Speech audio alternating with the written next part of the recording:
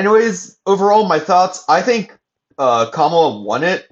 I I mean, really, I don't even think Trump's a good debater. He uses a lot of shock tactics. Like, for example, that one clip which went viral of him saying that there were those illegal Haitian immigrants who are eating the dogs and the cats and that sort of stuff. By the way, don't throw fancy dancy little nations like that to Americans. The only nations we believe in are Africa, Asia, and Europe. We need to hear those nations because those are the only countries that exist in our minds. But in all seriousness, though, it is weird how he brought up Haitians in particular, like rather than Mexicans or a more known country, because Americans aren't very good at geography, to say the least.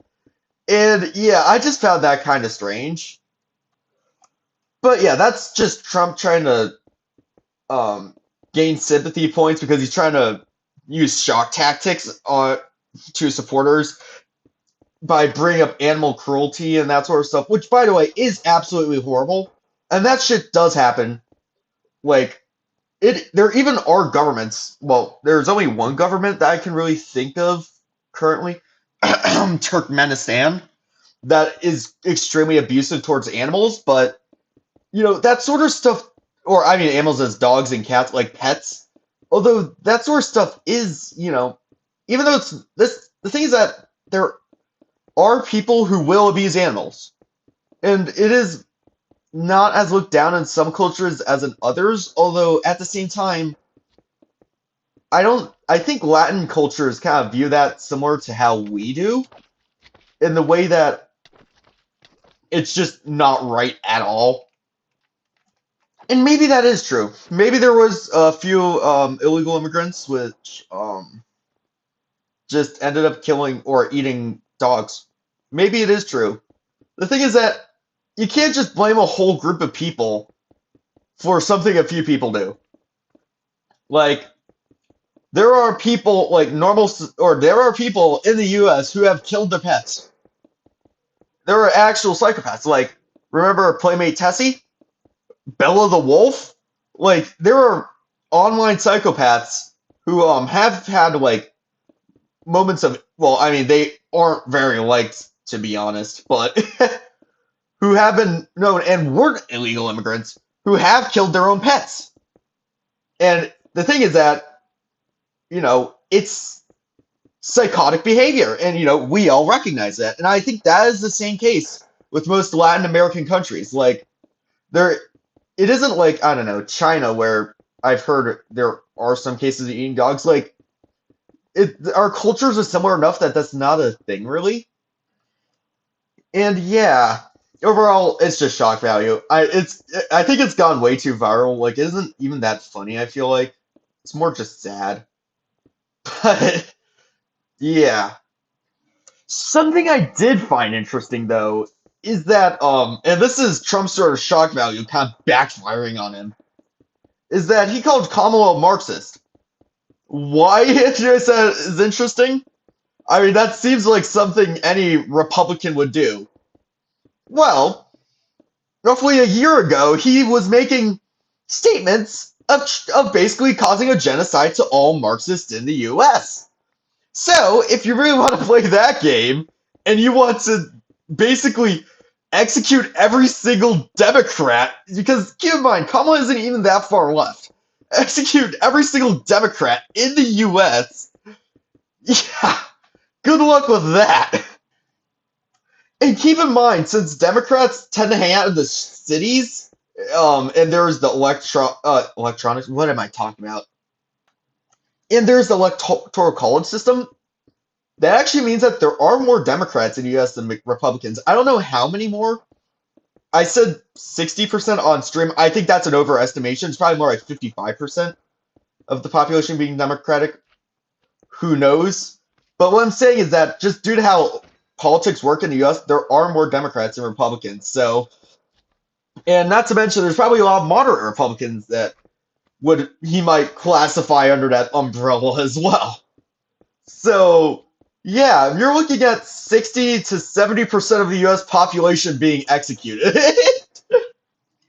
And before you smartasses go in the comments and say, "Oh, well, communist regimes like the Soviet Union and China and the and whatever have killed many more than that," that's not true at all. It's not even close. The most bloodiest regime in history currently, keep in mind, this is in history, was the Khmer Rouge in Cambodia. And that only killed 25% of the population. So you're saying basically almost three times that. And imagine, like, the demographic chaos that would cause. That would kill the US. You already see with most of the former Soviet republics and also Russia, you see that the chaos, the genocide Stalin has committed in World War II and that sort of stuff. Even though that the genocides only came, or sorry, the purges only were about 15% of the population of the Soviet Union, and World War II was like around another 10%. It already it caused so much demographic chaos in all of those republics that now most of them are falling uncontrollably with people. Like both Russia, I mean, even before the invasion of Ukraine, both Russia and Ukraine were dealing with massive drop-offs in population. Their populations were shrinking fast, and I mean fast. And I mean, I'm not going to talk about this isn't a rant about Putin's invasion of Ukraine, but yeah, that didn't really help either. But what I'm saying is that if you ended up killing, I know Trump is actually not serious about it because this is such a stupid idea that it's like there's no way this could ever be ratified. If you actually did that, like you're basically looking at the US going from what it is now to having the population of Mexico. It is a massive drop off. By the way, I completely miscalculated the blocks there because oh, I think I know what happened. I also calculated those ends, and I was not going to do those this episode. Okay, that explains a lot as to why I have so many stone brick stairs left. But yeah, that was kind of Trump's tactic during the debate. He'd just say all of this outlandish sort of stuff and just rely off of the shock value and his butt lickers to be like, oh no, and basically make them even closer. It's basically a cult, to be honest, the way it's executed. But yeah, that's kind of my thoughts on Trump. I mean, my personal opinions didn't really change much. Before I already hated Trump, now I still hate Trump. Now I know before you smartasses go in the comments, I know I did make a video defending him in the shooting. That's because no candidate should be shot. Like I said that basically, I said that very bluntly in that rant. Like no matter how much I dislike a candidate, they don't deserve to be shot because that's just straight up undemocratic. And if you disagree with that, go to hell or atheist hell. What even is atheist hell? Venus? Yeah, go to Venus.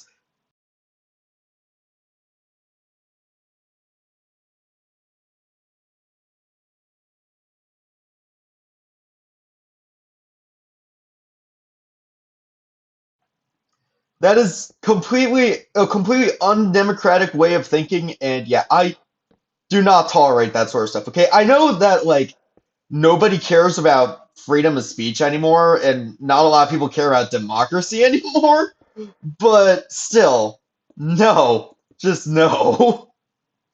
I mean, hey, you get someone who thinks the same way as you, put them into power, let them take over power. It's perfect, isn't it?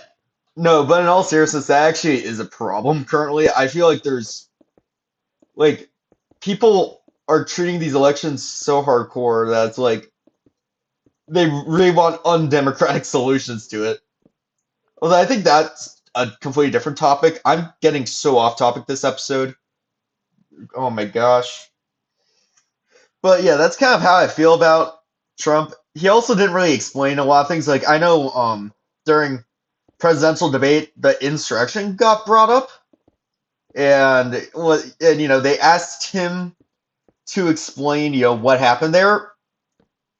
And I mean, there is some area for misconception that he could have used to justify his position, but he was like, no, the election was rigged, and it was necessary so that me, or I mean me as Donald Trump, the true winner of the election, can get into power. What? Like, talking about undemocratic, what are you even talking about? Now, I'm not saying that rigged elections don't happen. Like, I mean, they happen all over the world, but there isn't someone in power. Like, keep in mind, this is Trump losing. It isn't like he was voted in, back into power by a very close margin. That's usually when rigged elections get called, or like an unnaturally wide margin, like 98% of the vote. Something like that usually is when, a fake election or an election being faked is called. But the 2020 election was neither. Trump didn't stay in power, and it wasn't like it was, like an 100% vote either. It was also enough that it wasn't like, it was extremely close and there could be some room for interpretation either. And yeah, I think that just shows Trump's true intentions. He doesn't care that he lost the election. He'll just say it's fake. He'll just say, it was rigged or whatever. He doesn't care if he causes another insurrection. He just wants to be in power. And that's all he wants to be. Now, yes, I know, like, in the current days and age of social media, both sides are claiming that each other are, like, dictators or whatever, and they want to remain in power forever. I'm well aware of that. Although I legitimately think Trump actually does. And now that I know that, like, he says so much stuff for shock value that, like, basically most of the stuff he says he's never even gonna even remotely do. I mean, to be honest, I'm pretty sure that was the case earlier as well, though I was too young I was too young back then to remember. But yeah, Trump would just prove that he himself was a scumbag at debate. And he was shot again? He didn't really justify anything. Like, This there didn't was come room out for, until I like I was said, there was editing this room for video. justification. Or at least I think for January 6th just chill attack. out, okay? Because, I mean, I don't think he actually was the one who started it. I think it was QAnon which did. And he didn't do anything to stop it. And that's what I blame him for with that. That, if he did try to stop that sort of stuff, why would I blame it? It's QAnon's fault. But he just let it happen. He could have maybe explained something. I don't know how he would defend it, but he could have possibly got away with it. But no. He had to double up down on the idea that the election was rigged. He's just sucking up to his followers. Just the way he, talks to that sort of stuff. That's literally what he's doing. Anyways, going on to Kamala. So, it's actually interesting because I actually got to learn a lot about Kamala, like her policies and that sort of stuff. And I did talk to a friend of mine who is a Trump supporter, and he said, well, Kamala, she was vice president. She could have implemented these policies, although she didn't. And I guess to some extent that is true. But at the same time, it's much more complicated than that. I mean, if you're president, you can decree executive orders, something that Trump loved to do, by the way. I don't know how executive orders work exactly, but I know there has been, Trump used them a lot, and I think Biden also used them a lot as well. So, although you don't have that for vice president, you have to work with Congress, basically. And really, the only time you can even have a say if you're vice president is if it's 50-50. Like, otherwise, it's just completely Congress's hand. Vice president, I mean, yeah, she did work with Joe Biden, although they actually don't have a lot of power. Or at least in comparison to other positions in the White House, like, I don't know, the president. Now, would all of her policies go into fruition? Probably not.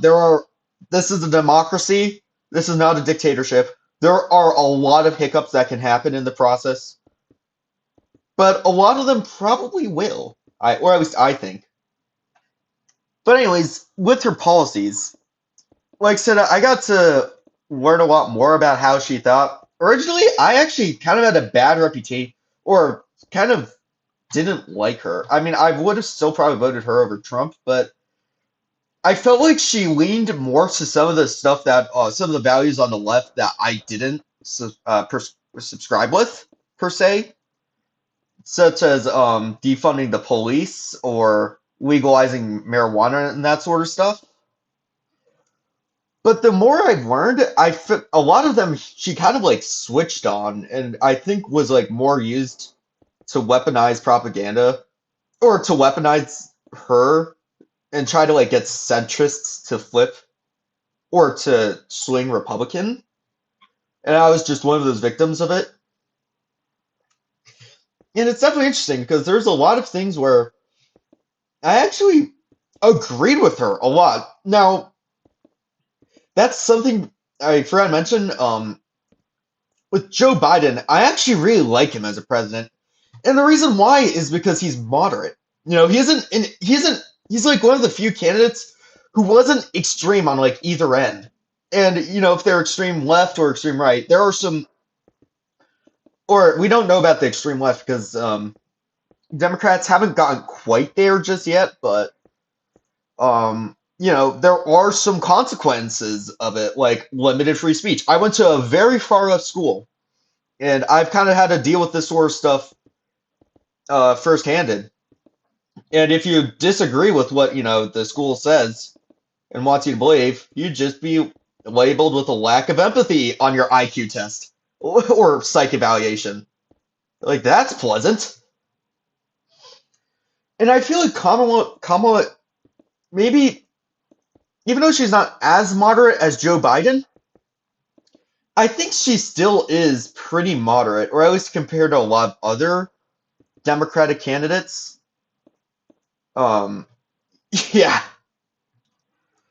and she said a lot about how she feels about foreign policy. And what I found interesting is I feel like she was spot on with how I felt about the Israel-Palestine conflict. Like she basically said the words I said. If you're wondering, basically what she said was that she wants to support Israel. They are our allies, and they are a Jewish state, and there aren't any other Jewish states, and I think it is important for there to be a Jewish state. Although at the same time, the crimes that has been happen crimes against humanity that has been happening, or sorry, war crimes, they're completely different things. The war crimes that have been happening against Palestine are not great. So we can hopefully negotiate that sort of stuff. And if, Palestine has a more friendly government, we can possibly, negotiate recognizing them as well. And that's basically exactly what I believe. So yeah, those are my thoughts about the debate. Let me know what you think in the comments, and let's get back to the video.